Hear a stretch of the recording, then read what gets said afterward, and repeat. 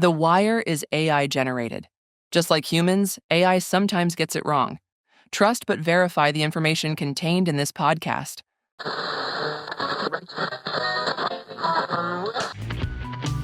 Welcome to The Wire, Agent Edition, the week in real estate presented in digestible bites. Hold on while our AI hosts take us on another ride through this week's top real estate headlines. All right, let's dive into some of last week's most interesting real estate news. Sounds good. And I think, we've got some pretty interesting stuff here. Definitely some trends emerging for sure. Yeah, definitely. And I know that we were both kind of struck by this NAR article that we saw talking about, even in a crazy market, you still got to be smart about your finances. That's right. It's easy to get caught up in the excitement and maybe overextend yourself. Exactly. Yeah. Everyone's talking about, making big money in real estate, but you got to manage that money too. Exactly. And this article lays out this, it's called the 4-3-2-1 method. Have you heard of this? I have not. No. Okay. So basically, it's all about setting up 4 separate bank accounts. 4 separate bank accounts. Wow, I could barely keep track of one. I know, right? But hear me out. So you've got your everyday personal expenses in one account. Okay. Then your business expenses in a separate account. All right, makes sense to keep those separate. Then an account specifically for tax savings. Okay. And then a 4th account for long-term investments. So you're really dividing things up to stay organized and make sure you're covering all your bases. Right. And each account gets a specific percentage of your income. So you're not just randomly stashing cash away. That's actually a pretty smart system, especially when you think about how unpredictable the market can be. Exactly. It's all about planning for the long haul. And speaking of unpredictable, did you see those RRC survey results about agent satisfaction? Yeah, 75% of RRC members saying they're very or extremely satisfied with their careers in real estate. That's a pretty high number considering all the talk about a slowing market and, all the challenges agents are facing. It is. And I think it speaks to the resilience and adaptability of those in the industry. I think so too. And the survey actually digs deeper into what's driving that satisfaction. Yeah. So what they found is that the top 5 characteristics of these successful agents are problem solving, self-motivation, honesty, hustle, and attention to detail. Interesting. So it's not just about, sales skills or being the smooth talker. Right. It's about being resourceful, trustworthy, and going the extra mile for your clients. Which are qualities that become even more important when the market gets tough. Exactly. When buyers are facing challenges with financing and inventory is tight, you need an agent who can think outside the box. Absolutely. Someone who can anticipate problems and find solutions before their clients even know there's an issue. That's the key, being proactive and solution-oriented. Now, shifting gears a bit, let's talk about this clear cooperation debate. Oh, yeah. This is a hot topic, and I know the Anywhere CEO had some strong words about it. Calling the push for private listings short-sighted, if I remember correctly. That's right. He's definitely stirring the pot. So for those who aren't familiar with this whole clear cooperation thing, can you give us a quick rundown? Sure. So essentially, it's a policy that says agents have to submit all their listings to the MLS within a certain time frame. So no more keeping those hot properties hidden away in a private network. Right. The idea is to create a more transparent market where everyone has equal access to information. Which sounds good in theory, but I'm sure there are some agents and sellers who aren't thrilled about this. Definitely some argue that mandatory transparency restricts their freedom and adds unnecessary bureaucracy. I can see that point too. Some sellers might not be comfortable with their property being blasted out to the entire world right away. Exactly. They might prefer a more controlled approach. So it's this tug of war between fairness and individual choice. And the Anywhere CEO seems to be advocating for finding a middle ground, relaxing some of the stricter rules without completely abandoning the policy. A compromise of sorts trying to balance the needs of all parties involved. Right, because ultimately, a healthy market benefits everyone. Now let's move on to the world of brokerages, because there's been a lot of activity lately.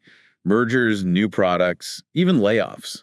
It's a bit of a whirlwind. It is, and it seems like everyone's trying to figure out how to navigate this shifting market. For sure. So let's start with Windermere, because they're actually doubling down on DEI initiatives, even hiring a new director. Which is interesting considering that some companies are actually cutting back on DEI efforts in this climate. It's definitely a statement about their priorities and their commitment to creating a more inclusive workplace. A long-term investment in their culture and values. Now, this next one caught my eye. Real Brokerage is launching something called Real Wallet. I saw that too. It's pretty ambitious. They're aiming to be the one-stop shop for all things agent finances. Taxes, lending, rewards programs, all tied to their commission earnings. Sounds like they're really trying to streamline things. Definitely betting on convenience and added value to attract and retain top talent. It'll be interesting to see how it plays out. And then there's Redfin. They're making a strategic pivot by partnering with Zillow for rentals while restructuring their own division. Which unfortunately led to some layoffs. It's a tough decision, but it shows they're willing to adapt to the market and focus on areas where they have a competitive edge. Like lending and title services. Exactly. They're recognizing Zillow's strength in rentals and leveraging that while doubling down on their own strengths. Makes sense. And speaking of staying ahead of the curve, John L. Scott Real Estate is partnering with HouseAmp to offer pre-sale renovation financing to clients. I saw that too. It's a smart move. They're calling it Market Ready Day One. Catchy branding. And it speaks to this growing trend of helping sellers maximize their property's value before it even hits the market. Yeah, it's a win-win for everyone. The seller gets a higher price, the buyer gets a move-in ready home, and the agent facilitates a smoother transaction. And it highlights the evolving role of an agent going beyond just listing and showing properties. Absolutely. It's about providing a more holistic service and guiding clients through every step of the process. Now, before we move on to part two, there's one more development I want to touch on, and it's happening in Las Vegas this week. Oh, yeah, the Keller Williams family reunion. Exactly. It's their annual conference, and it's shaping up to be more than just a party. It's a bit of a reality check, too. Definitely their message is get through it, which I love. They're not sugarcoating the challenges of the current market.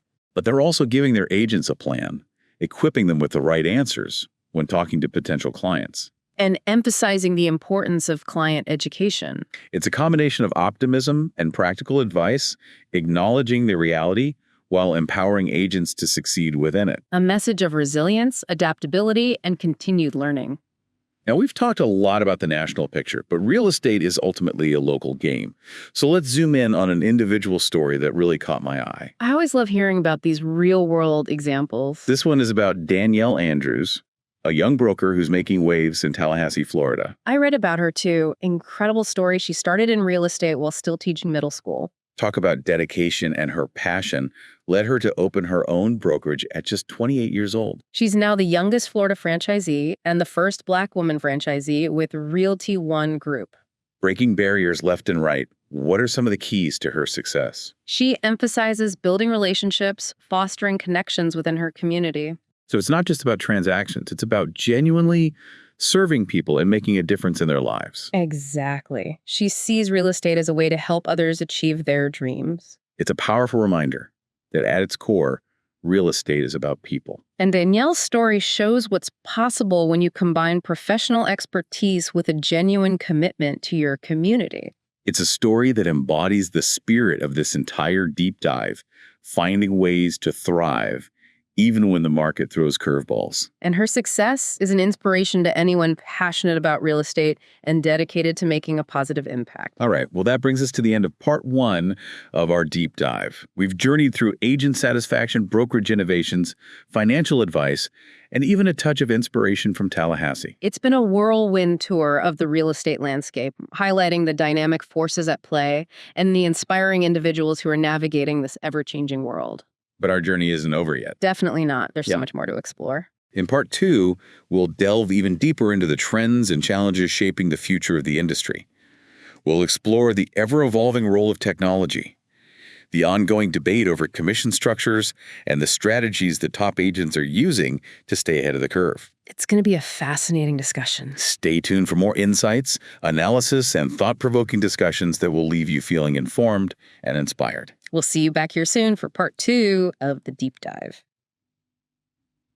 Welcome back to our deep dive. So last time we talked about some pretty fundamental stuff like managing your money and, some of those basic skills. But now I think we got to get into some of the really techie stuff. What's changing the market. Tech is everywhere these days. You can't escape it. And real estate's definitely not immune. Not at all. In fact, I think tech is probably the biggest disruptor in real estate right now. So where do we even begin? What are some of the biggest tech trends that agents and brokers need to be aware of? Well, AI is a big one. I mean, it's everywhere these days. AI, artificial intelligence. The stuff you see in the movies. Exactly. But it's not just science fiction anymore. It's already being used in real estate in some pretty amazing ways. Okay. Like what? like analyzing market data, predicting property values, even personalizing recommendations for buyers and sellers. So it's like having a supercomputer in your back pocket? Pretty much. And it can help agents be more efficient, more accurate, and ultimately provide better service to their clients.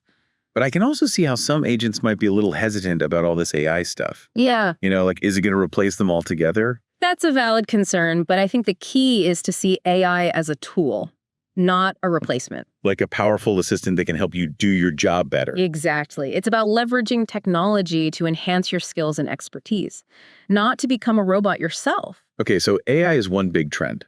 What else is out there? Well, we've got virtual and augmented reality becoming more and more popular. VR and AR. Okay. Okay, I've seen some of those virtual tours online. Are those actually catching on? Definitely. Mm, Especially in a market where buyers might be relocating or hesitant to visit properties in person. makes sense. It's like a way to experience a property without actually being there. Exactly. And AR can be used for things like virtual staging, so you can see what a room would look like with different furniture or paint colors. That's cool. So it's all about making the process more immersive and convenient for buyers. Right. And it can also save agents a lot of time and hassle. Now, I know we've only scratched the surface here when it comes to technology, Mm. but I think one thing that's becoming clear is that agents need to be tech savvy. Absolutely. Oh. You don't have to be a programmer, but you need to be comfortable using technology and willing to adapt as new tools emerge. Because if you're not using technology to your advantage, you're probably falling behind. Right. And that brings us to another important topic, marketing in the digital age. Okay, so it's not just about having a website anymore. Not even close. Social media, video content, targeted advertising. It's a whole new ballgame. So how do you stand out in all the noise? Content is key. Creating valuable content that educates, informs, and entertains your audience. So it's not just about posting listings and open house announcements. No, you need to be providing value to your followers, building trust, and establishing yourself as a go-to resource. Like sharing market insights or tips for buyers and sellers. Exactly. And don't be afraid to show some personality. Let people get to know you. Because at the end of the day, people do business with people they like and trust. Right. And that trust is even more important when it comes to the next topic. We need to discuss commission structures. Ah, yes, the age-old debate. It's a topic that's been around forever, but it's definitely heating up in recent years. With the rise of discount brokerages and technology that empowers buyers and sellers to do more on their own. Exactly. So the question is, do traditional commission structures still make sense in today's market? It's a tough one. Huh. Some people argue that agents are doing less work now that so much information is available online, But others argue that agents are actually providing more value than ever before. like guiding clients through a more complex market, negotiating better deals, and handling all the details that can be overwhelming for buyers and sellers. Right. So it's a nuanced conversation. And I think the key is for agents to be able to articulate the value they bring to the table. So it's not just about listing a property and hoping for the best. No, it's about providing expert advice, personalized service, and a level of expertise that you just can't get from a website or an app. Okay, so we've covered technology, marketing, and commissions. What other big challenges are agents facing right now? Well, the market itself is a challenge right now, It's definitely shifted from the frenzy we saw a couple of years ago. right? Inventory is still low, interest rates are higher, and there's a lot of uncertainty in the air. So how can agents thrive in this kind of environment? By being adaptable, staying informed, and focusing on providing exceptional customer service. So it's about being proactive, not reactive. Exactly. Anticipating trends, being willing to change your approach, and always putting your clients' needs first. And I imagine having a strong support system is crucial too. Absolutely. Having mentors, coaches, and colleagues who can offer advice, encouragement, and a different perspective can make all the difference. It's like having a team in your corner to help you navigate the ups and downs of the market. Exactly. Because let's face it, real estate can be a roller coaster ride. Now, speaking of roller coasters, there's one more big story I want to talk about before we wrap up this part of our deep dive. Okay, I'm intrigued. It involves Redfin and Zillow. Those are two of the biggest names in real estate. So what's the scoop? Well, Redfin is making a bold move. They're essentially handing over their entire rentals business to Zillow. Wow. That's a big deal. Why would they do that? It's a strategic decision. They're getting a substantial payout from Zillow, and they're going to use that money to focus on their core businesses like lending and title services. So it's like they're doubling down on their strengths and recognizing that Zillow is the dominant player in the rental market. Exactly. It's about streamlining their operations and focusing on areas where they can really differentiate themselves. It's a smart move, and it shows they're not afraid to make bold decisions in order to stay ahead of the curve. And that's really the key takeaway from this entire discussion. The real estate industry is constantly evolving, and those who are willing to adapt, embrace change, and continuously learn are the ones who will succeed. Absolutely. It's not just about keeping up. It's about getting ahead. And that requires a growth mindset, a willingness to experiment, and a commitment to providing exceptional service to your clients.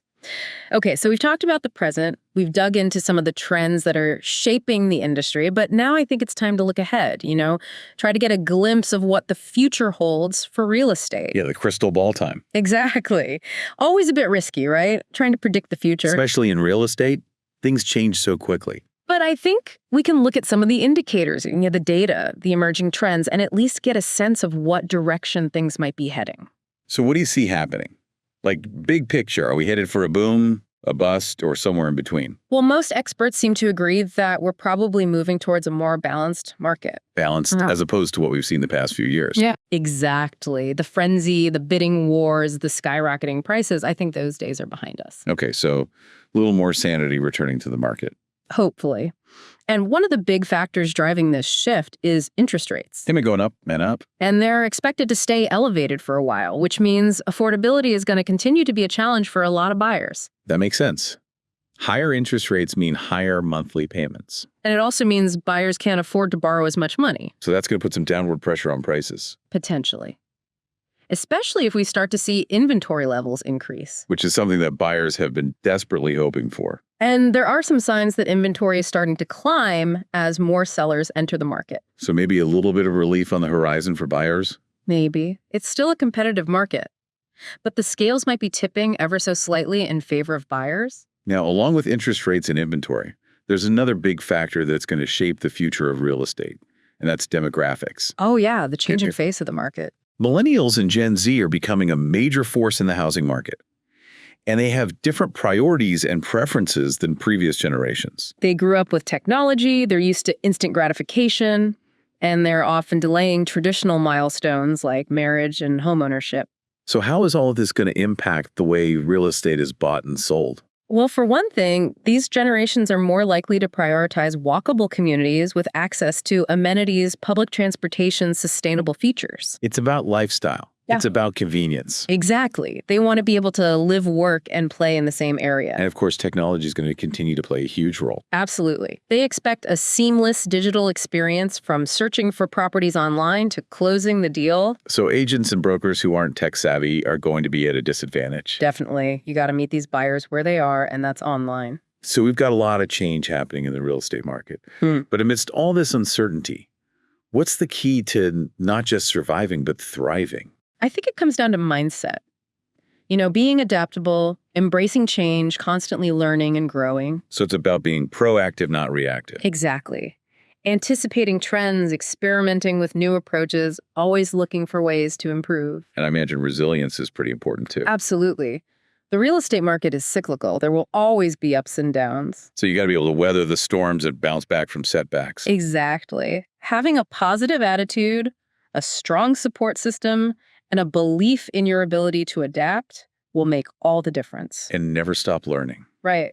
This industry is constantly evolving. You got to stay ahead of the curve. Well, I think we've covered a lot of ground in this deep dive. We've explored the present, dissected the trends, and even tried to peek into the future. It's been quite a journey. And I hope our listeners feel informed, empowered, and maybe even a little bit inspired. I hope so too, because despite all the challenges, the real estate industry is still full of opportunity. It's a dynamic and rewarding field. And those who are passionate about it and willing to put in the work can achieve amazing things. Absolutely. Yeah. So thanks for joining us on this deep dive. It's been a pleasure exploring the world of real estate with you. And we'll see you next time for another fascinating discussion about all things real estate. If you're interested in your own personalized edition of The Wire, please visit us at thewire.fm/custom. We offer market-specific podcasts with all the latest real estate news and market analysis delivered to you weekly or monthly. Own your market with a personalized edition of The Wire, the week in real estate. Thank you for listening.